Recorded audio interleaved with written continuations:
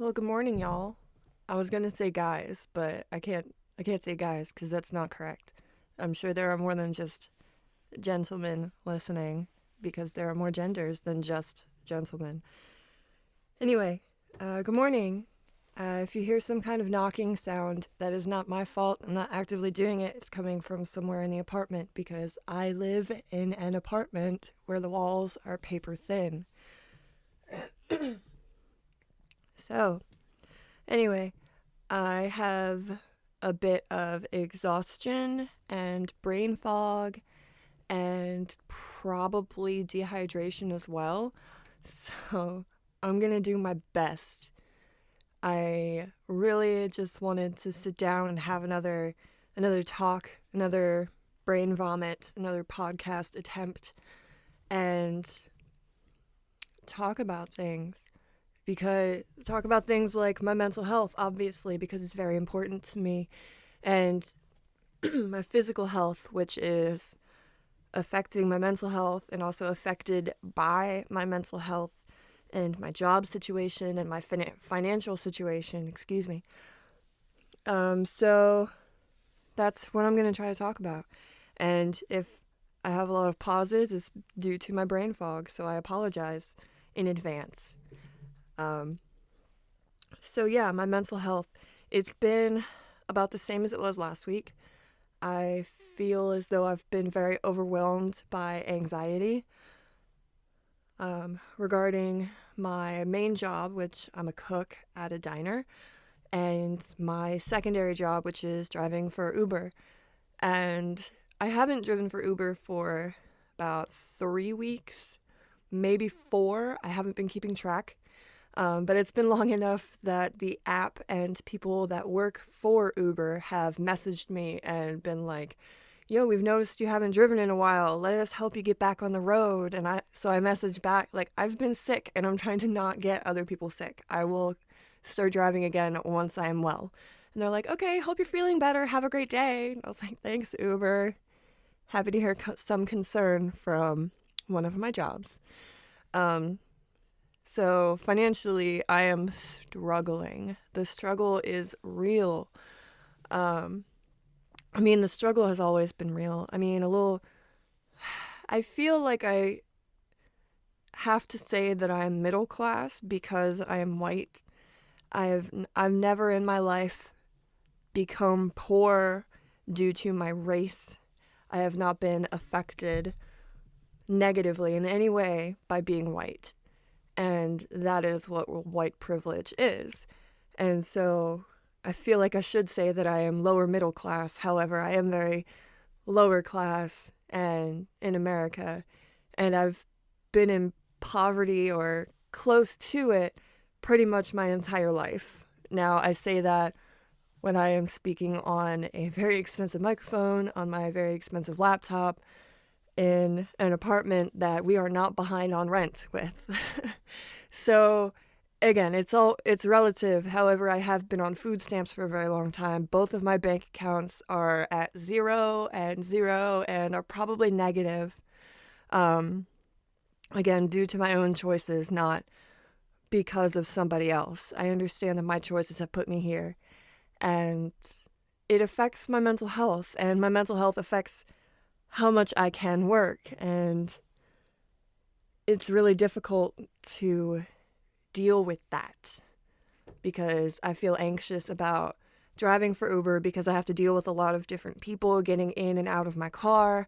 And then whenever I don't drive for Uber, I feel like that's a lot of opportunities lost, because I could be making more money if I just got up the chutzpah and just fucking went out and did it all the time. But I need to rest from my other job because I work long hours. Like, they don't let me go home, y'all.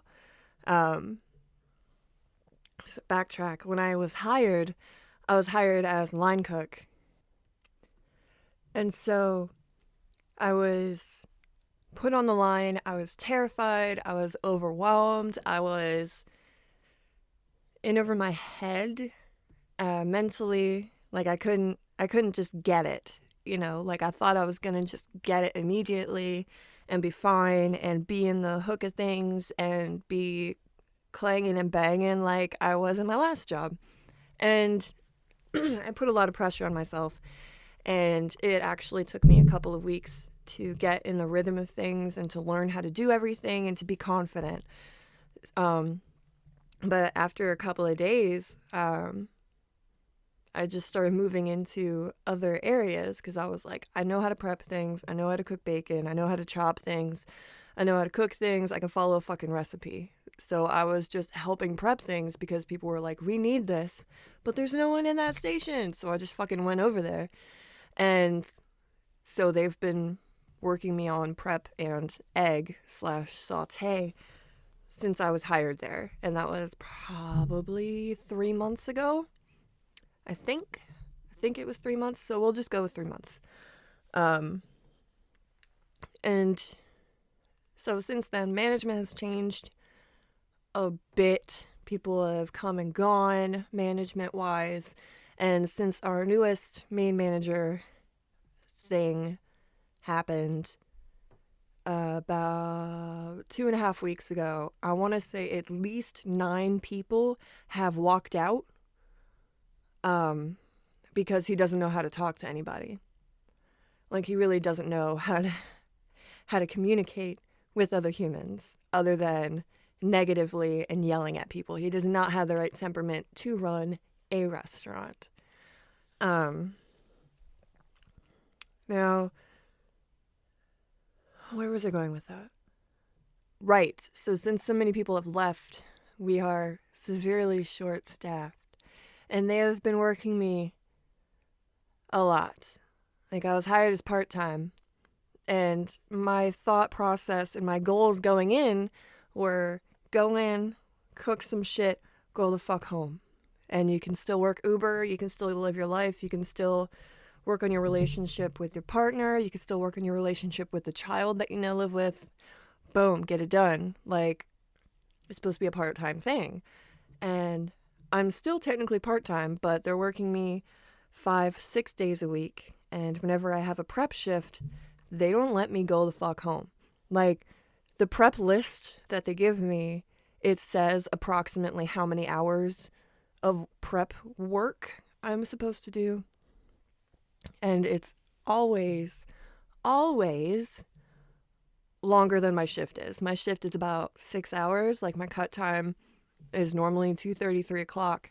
And I go in 7:38, and I'm there until 5 o'clock on the regular. And there's still shit on the list that I didn't do. And every day I ask them around 3 o'clock, hey, about what time you think I can get out of here? And I literally won't get an answer most days. So I do as much as I can, and then it's 5 o'clock and I'm fucking exhausted. I'm like, yo, I need to go home. I need to pick up my kid from childcare. And they're like, okay, I guess that's fine. I guess I can finish the list for you, blah, blah, blah. And now I'm the only person that is trained to do prep. I am the only person that's trained on egg. And they are both very vital positions for a diner. But, you know, I worked 30 hours in 3 days. And I couldn't sit up on Saturday, 2 days ago. I couldn't sit up in bed. I didn't have energy to eat. And yesterday I went in at 8 in the morning, and then I was on the line, was fucking crushing it, and then it was about 11:55, and I was like, yo, I gotta pee, I gotta walk off, and someone had just walked up to try to help me at my station. Excuse me.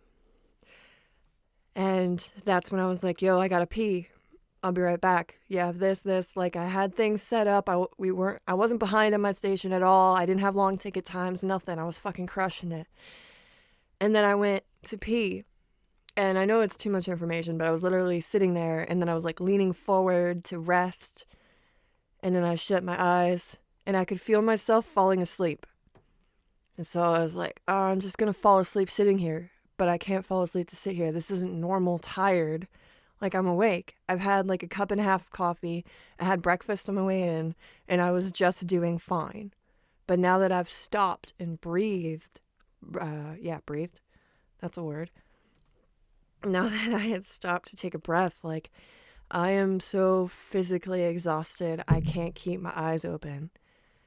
And I can either try to keep working, push through it, and then just fucking die, or like, I need to have the energy to drive home because it's about a 30-minute drive to get home. So I chose to tell my boss that I needed to go home. And so I told him I needed to go home. And I was like, yo, I need to go home. I need to leave. I must be dehydrated or something, but I'm not doing well. And I've never done this at this job. I've never done this in any job. Like, I normally have more words to describe how I'm feeling or like ways to combat it or somebody that can relieve me of my station so I can get something to eat, something to drink, something. But no, I was done. I was physically done, emotionally done. And whenever I thought about how I was feeling, my anxiety was getting worse and worse. And it was like, I need to leave, but I need the money and I need this job. But I'm just complaining now. So anyway, my boss told me, oh, you're dehydrated. Go sit down, have some water. So I sat down, had some water. I got about halfway through the cup in about 20 minutes. And I was just sitting there and I couldn't sit up straight. I couldn't keep my eyes open.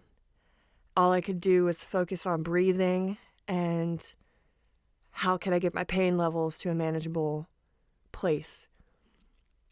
And I was just like trying not to cry. And then I messaged Greg, my partner, which I normally do. And I was like, yo, I'm not in a good place. I'm dehydrated. I'm exhausted. I can't deal with my pain levels right now. And I can't just walk out.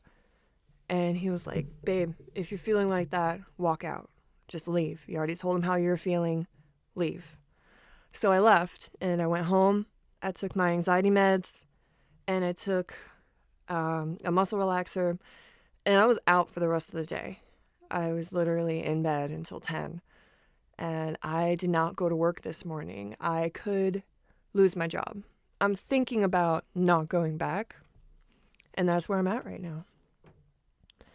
I'm considering not going back to my job at the diner as a cook and prep cook. Because I'm overworked. I'm unappreciated. Which I understand that that's a normal thing for jobs, to be unappreciated and to feel unappreciated and to be overworked. But I physically can't go back there and deal with it anymore.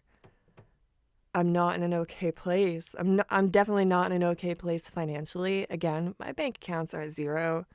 I know my credit cards are either maxed or very close to being maxed. I cannot open my bank account app to find out what's going on. I know it's negative. I know it's zero. I know it's negative. I know it's my own fault. I know it's my own doing. But I just can't. I can't. Like, oh my God, I just can't. But I just can't. So mentally, I still have the brain fog. I can't think straight. That's why this is all rambling about how I got myself here. I haven't been able to afford to see my therapist in about a month.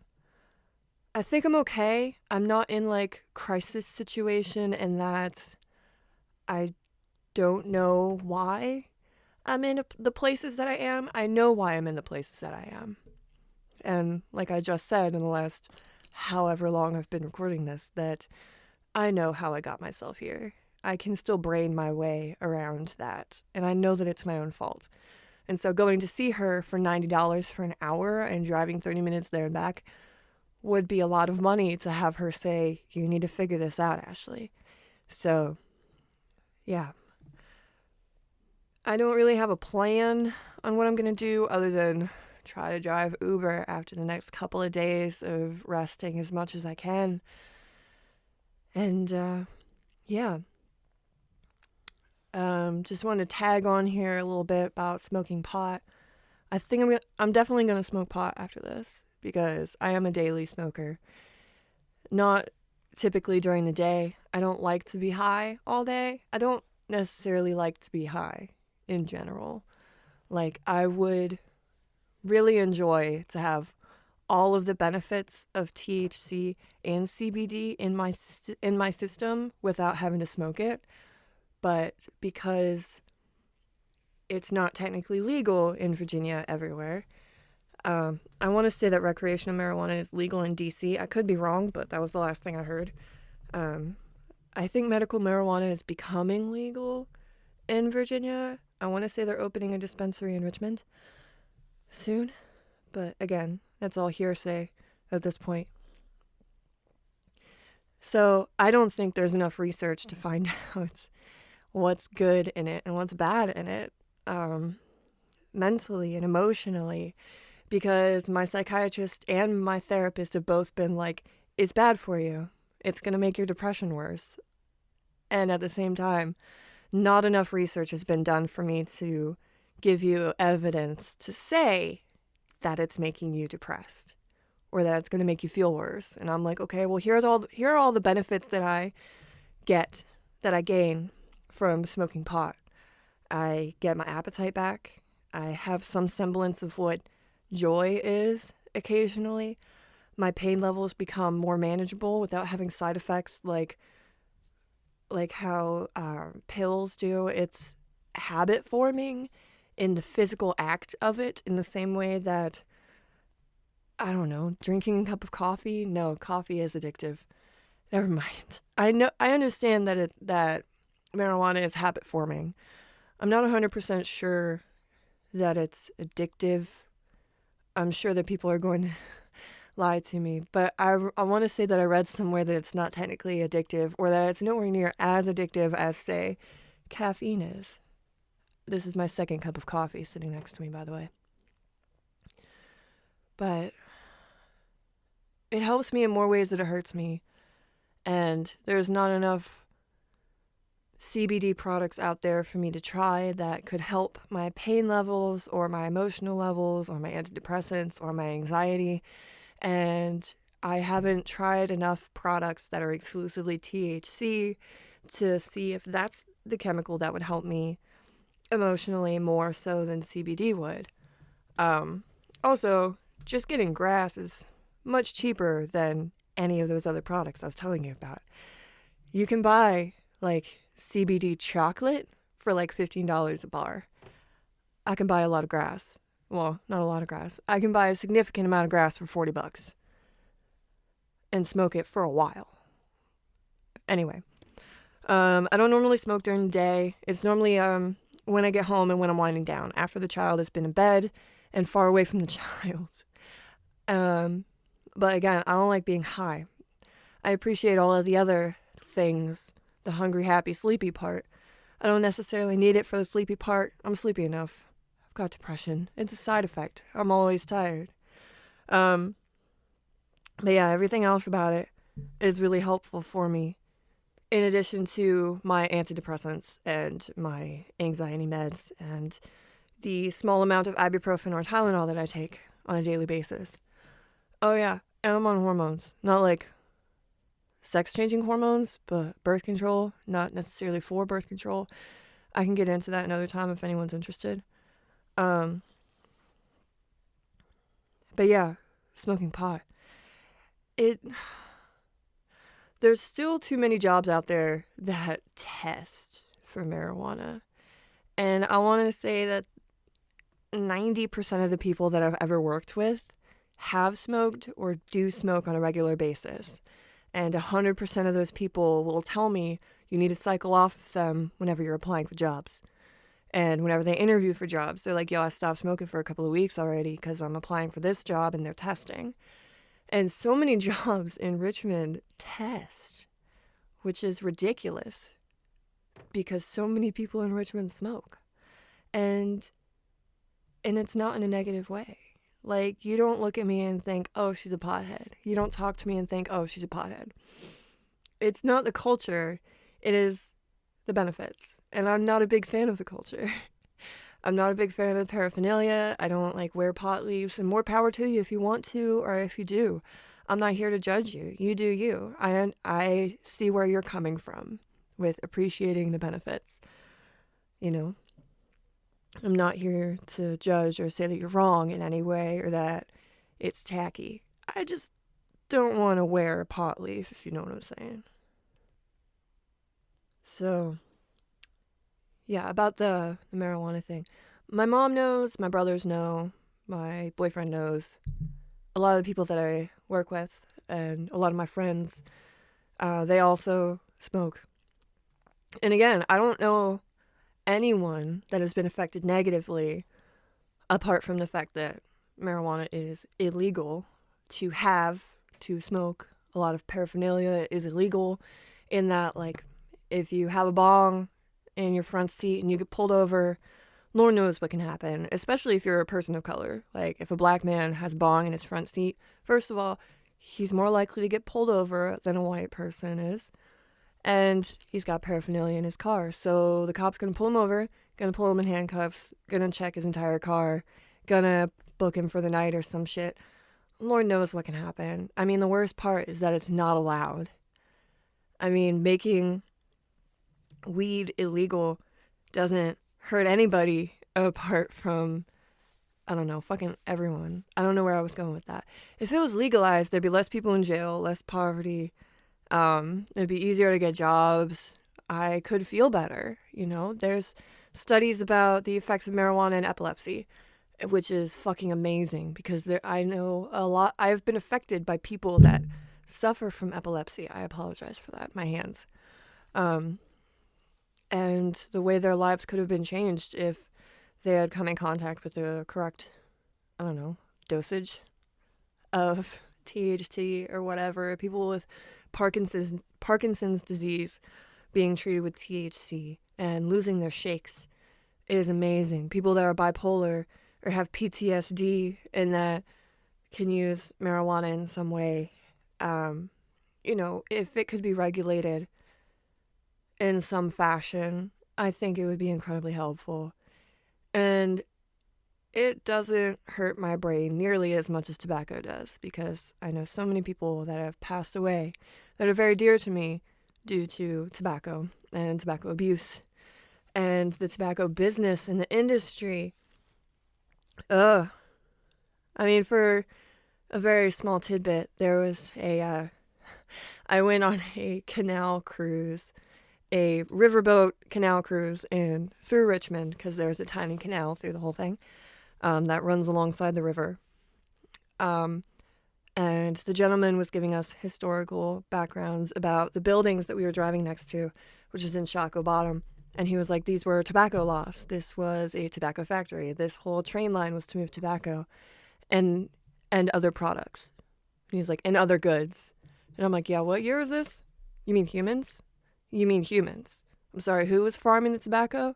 Who was moving the tobacco? Who was on the train with the tobacco? You're really trying to tell me you're trying to erase that much history?